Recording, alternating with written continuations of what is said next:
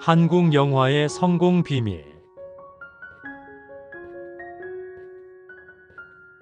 여러분, 안녕하세요.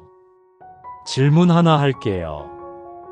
인구 5천만 명의 작은 나라가 어떻게 오스카상을 받고 칸 영화제를 정복했을까요? 한국 영화 기생충이 2020년 아카데미상에서 4개 부문을 수상했을 때 전 세계가 놀랐습니다. 하지만 이것은 시작일 뿐이었어요. 오늘은 한국 영화가 어떻게 전 세계 관객의 마음을 훔쳤는지 알려드릴게요. 인사드립니다. 저는 한국 문화를 소개하는 진행자 심성우입니다. 오늘 주제는 한국 영화의 성공 비밀입니다. 여러분은 한국 영화를 본 적이 있나요? 기생충, 부산행, 헤어질 결심 같은 영화들이 어떻게 전 세계 사람들의 마음을 사로잡았을까요? 이번 영상에서는 한국 영화의 역사와 중요한 변화부터 시작해서 전 세계적으로 유명한 한국 영화들의 이야기를 들려드릴 예정입니다. 그리고 아직 잘 알려지지 않은 한국 영화 성장의 비밀도 함께 다룰 예정이에요.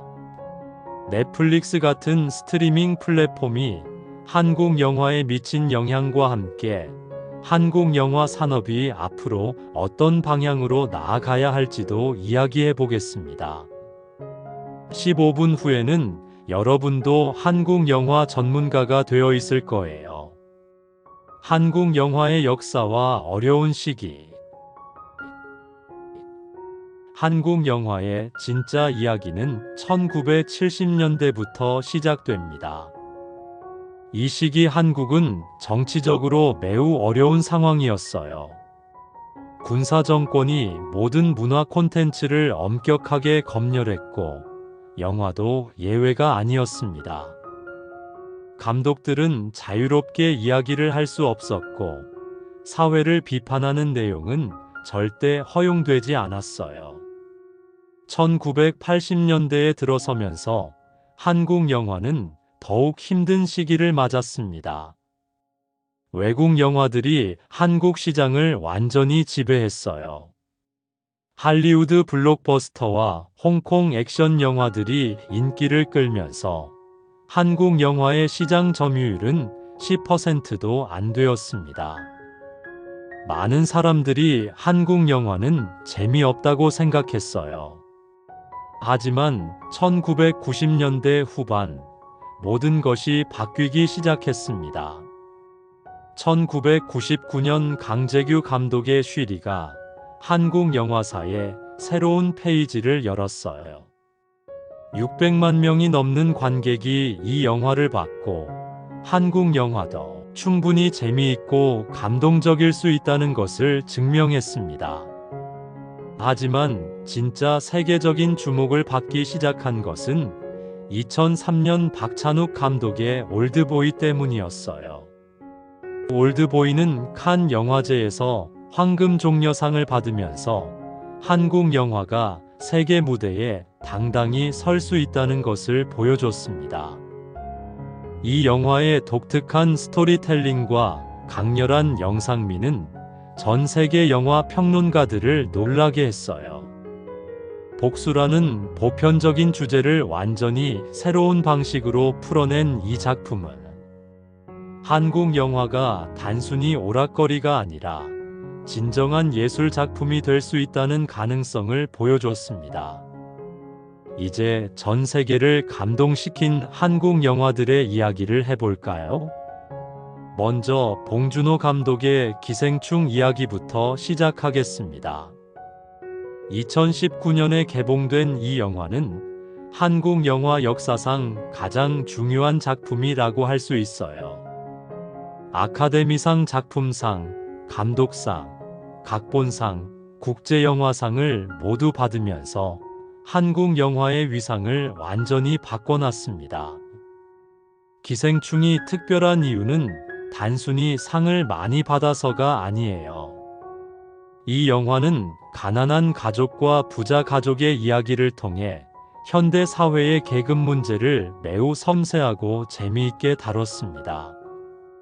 전 세계 어디서나 볼 수 있는 사회 문제를 한국적인 방식으로 표현했지만, 동시에 모든 사람이 공감할 수 있는 보편적인 메시지를 담았어요. 그 다음으로 이야기하고 싶은 영화는 2016년 연상호 감독의 부산행입니다. 좀비라는 소재는 전 세계적으로 흔한 장르지만, 부산행은 완전히 다른 접근을 했어요.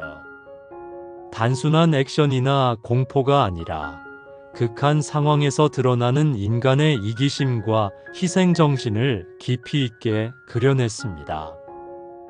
이 영화는 전 세계 196개국에서 상영되면서 한국 영화의 국제적 경쟁력을 증명했어요. 박찬욱 감독의 2022년 작품 헤어질 결심도 빼놓을 수 없습니다. 이 영화는 칸 영화제에서 감독상을 받으면서 한국 영화의 예술적 완성도를 다시 한번 보여줬어요. 미스터리 장르이지만 로맨스의 섬세함도 담고 있고, 무엇보다 영상의 아름다움이 정말 인상적이었습니다. 그럼 이제 가장 중요한 질문에 답해 볼까요? 한국 영화가 이렇게 성공할 수 있었던 진짜 비밀은 무엇일까요? 우선 한국 영화만의 독특한 장르 혼합 능력을 말씀드리고 싶어요. 서구 영화들은 보통 하나의 장르에 집중하는 경우가 많은데, 한국 영화는 여러 장르를 자연스럽게 섞어버립니다. 기생충을 생각해 보세요. 코미디로 시작해서 스릴러가 되고 마지막에는 비극이 되잖아요. 이런 예측 불가능한 전개가 관객들을 계속 몰입하게 만듭니다. 그 다음으로 강조하고 싶은 것은 한국 영화가 가진 강력한 사회적 메시지예요. 한국 영화들은 단순히 재미만 추구하지 않아요. 기생충의 계급 갈등, 부산행의 이기주의 비판, 버닝의 청년 세대의 절망 같은 현실적인 문제들을 다룹니다. 하지만 이런 무거운 주제들을 지루하지 않게, 오히려 흥미진진하게 풀어내는 것이 한국 영화의 특별한 능력이에요. 마지막으로 말씀드리고 싶은 것은 한국 감독들의 창의력과 영화에 대한 열정입니다. 봉준호, 박찬욱, 이창동 같은 감독들을 보면 정말 놀라워요. 이분들은 단순히 상업적 성공만을 목표로 하지 않아요. 자신만의 독특한 세계관을 영화로 표현하려고 끊임없이 노력합니다. 그리고 이런 열정이 결국 작품의 완성도로 이어지는 거죠. 한국 감독들은 또한 매우 꼼꼼하고 완벽주의적인 성향을 가지고 있어요. 봉준호 감독의 경우 한 장면을 위해 수십 번의 리허설을 하는 것으로 유명하고, 박찬욱 감독은 색감 하나하나까지 신경 쓰는 것으로 알려져 있습니다. 이런 디테일에 대한 집착이 결국 세계적 수준의 영화를 만들어내는 원동력이 된 거예요. 넷플릭스가 한국 콘텐츠에 본격적으로 투자하기 시작한 것은 한국 영화에게 정말 큰 전환점이었습니다. 2019년부터 넷플릭스는 한국 오리지널 콘텐츠 제작에 적극적으로 나서기 시작했어요.